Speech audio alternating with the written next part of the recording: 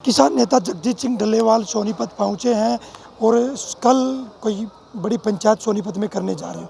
क्या उद्देश्य है पंचायत करने का? देखिए, इस पंचायत का सबसे बड़ा उद्देश्य यही है कि जो हमने आंदोलन जीता है, कल की तारीख को जीता है, 11 तारीख को यहाँ से हम जीत गए, डंका बजाकर वहाँ से अपने अपने घरों की ओर गए थे। और वो जो जीत हुई है, वो जीत हमारे शहीदों की वजह से हुई है। और जिन्होंने हमें वो इतनी बड़ी जीत दिलवाई है, अपने प्राणों की आहुतियाँ देकर, उनको याद करना हमारे जिम्मेदारी बनती थी। हम उसको निभाने के लिए कल को यहाँ पे बहुत बड़ी पंचायत कर रहे हैं, जिसमें आपने देखना बहुत भारी संख्या में लोग यहाँ पे आएंगे और उनको श्रद्धा भी अर्पित करेंगे। साथ साथ जो मांगे बाकी हैं, क्योंकि जिसके लिए वो लड़े हैं, उनमें जो मांगे बाकी हैं, वो उन मांगों को लेकर सरकार को एक मांग पत्र दिया जाएगा, ताकि आगे सरकार उस पर अमल करे। अगर नहीं अमल करेगी तो फिर आगे लड़ाई का जड़ा आगाज़ यहीं से आगे की लड़ाई का आगाज़ शुरू करेंगे। क्या मुख्य मुद्दे रहने वाले पंचायत में जो कल? देखिए, सबसे बड़ा मुद्दा तो मैं यही कह रहा हूँ कि उनको श्रद्धा अर्पित करना एक तो काम है हमारा। श्री अखंड पाठ साहिब का भोग पड़ेगा कल। सेकंड बात ये है कि देखिए, लखीमपुर के जो हमारे शहीद हैं, उनको न्याय दिलवाना। मेन दोषी हैं जो वो सत्ता के आनंद मान रहे हैं, और जो हमारे बेकसूर लोग हैं वो जेल में बैठे हैं, उनको जेल से बाहर निकालना। देखिए, सरकार ने उस समय हमारे साथ एक कमिटमेंट की थी कि वो जो लोग हैं जिन्हों का एक्शन के ऊपर रिएक्शन हुआ है, उनके खिलाफ 302 धारा बनती नहीं है। और वो अब जो चार्ज फ्रेम हुआ, उनके ऊपर भी 302 का मतलब चार्ज फ्रेम किया गया है। उसके खिलाफ हमारी लड़ाई है, उनको न्याय दिलवाना, उनको इंसाफ दिलवाना, और जो मेन अक्यूज्ड हैं उनको जेल के अंदर ले जाना, ये है। और एमएसपी की गारंटी का कानून, डॉक्टर स्वामीनाथन का फार्मूले के अनुसार किसानों को फसलों का भाव मिले, और किसानों के ऊपर जो कर्ज है सरकार की गलत नीतियों के कारण चढ़ा हुआ है, वो एक बार किसानों को कर्ज ऋण मुक्त किया जाए।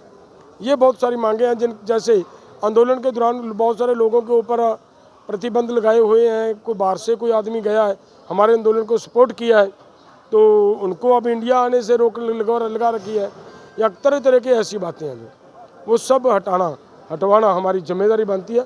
वो एक मांग पत्र देंगे हम सरकार को। जगजीत सिंह जी, जिस तरह संयुक्त किसान मोर्चे के बैनर के नीचे सभी किसान संगठन थे, क्या आप सभी किसान या संयुक्त मोर्चे की बात करें अलग थलग पड़ गए? देखिए, आपको एक बात तो अच्छी तरह समझ लेनी चाहिए कि संयुक्त किसान मोर्चा, नेता तो भले कितने ही हों, लड़ा तो मोर्चा लोगों ने है। जिन लोगों ने ये मोर्चा लड़ा, उन लोगों ने इस भावना के कारण लड़ा कि संयुक्त किसान मोर्चा गैर राजनीतिक, नॉन पॉलिटिकल था। जब वो नॉन पॉलिटिकल नहीं रहा, तब लोगों का विश्वास टूटा। तो आपने इलेक्शन के दौरान इलेक्शन में गए आदमियों का जो हालात हुआ, वो आपको बड़ी बाती जानते हो, आप सबको पता है। तो लोग अब भी लड़ाई लड़ने वाले लोगों के साथ हैं। जो पीछे 22 अगस्त को लोगों ने इस बात का मोहर लगा दिया, बता दिया कि ईमानदारी से लड़ाई लड़ने वाले लोगों के साथ कल भी थे और आज भी हैं और आगे भी रहेंगे। करुणाम सिंह चडोनी हरियाणा के किसान नेता हैं। उन्होंने कहा था, जिस समय संयुक्त किसान मोर्चा बना था, उस समय भी कुछ नेता ऐसे थे जो पहले चुनाव लड़ चुके थे, और कुछ ऐसे थे जिन्होंने अब बाद में चुनाव लड़ा है, जो कुछ ने चुनाव लड़वाया है। तो उसको किस तरह देखिए, मैं फिर बात के ये कह रहा हूँ कि हमने अगर चुनाव की बात उस समय आ जाती तो ये मोर्चा बनता ही ना।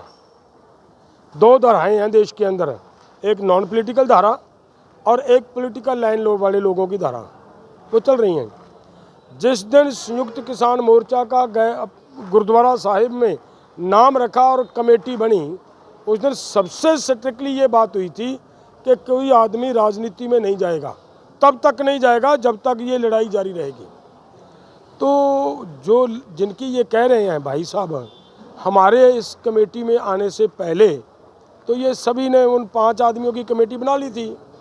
इन्हीं ने वो तब सोचना था ना कि वो गलत आदमी क्यों ले रहे हैं, चुनाव लड़ने वाले लिए क्यों ले रहे हैं।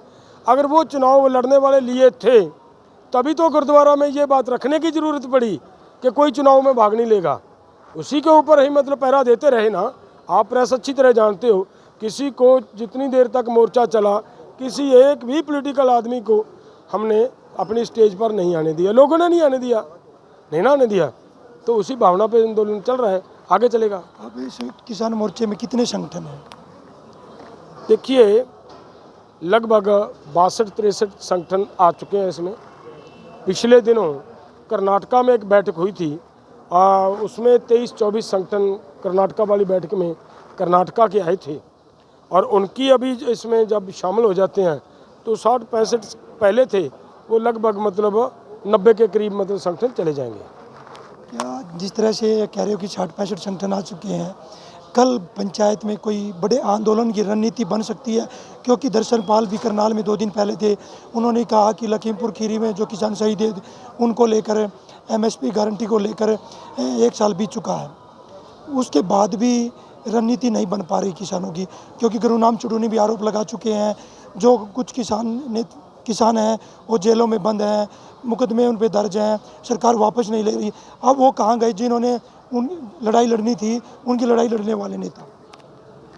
देखिए आपने पहला सवाल था आपका कि कोई आगे स्ट्रॉन्ग लड़ाई लड़ने का कोई रणनीति बन सकती है क्या? कल का दिन है जो हमारा, वो केवल यही नहीं है कि यहीं पर होगा, कर्नाटका में भी ये कार्यक्रम होगा, यही कार्यक्रम 3-4 जगह पे मध्य प्रदेश में भी होगा, उड़ीसा में भी होगा, गुजरात में भी होगा, मध्य प्रदेश महाराष्ट्र में होगा, केरला में होगा, इन सभी स्टेटों में ये कार्यक्रम हो रहा है।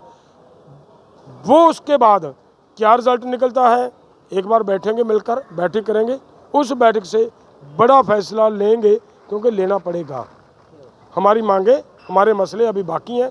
ख़ास तौर पर लखीमपुर की जो बात की जा रही है, लखीमपुर वालों को इंसाफ दिलवाने के लिए हम तत्पर हैं और उनको इंसाफ दिलवाएंगे। किसान नेता जगजीत सिंह डल्लेवाल थे, उनका कहना है कि कल सोनीपत के राई एजुकेशन सिटी में एक बड़ी पंचायत की जाएगी, पंजाब और हरियाणा के लाखों किसान पहुंचेंगे और कल रणनीति बनाकर किसी बड़े आंदोलन की घोषणा यहाँ पर किसान कर सकते हैं। सोनीपत से पवन राठी, हरियाणा तक।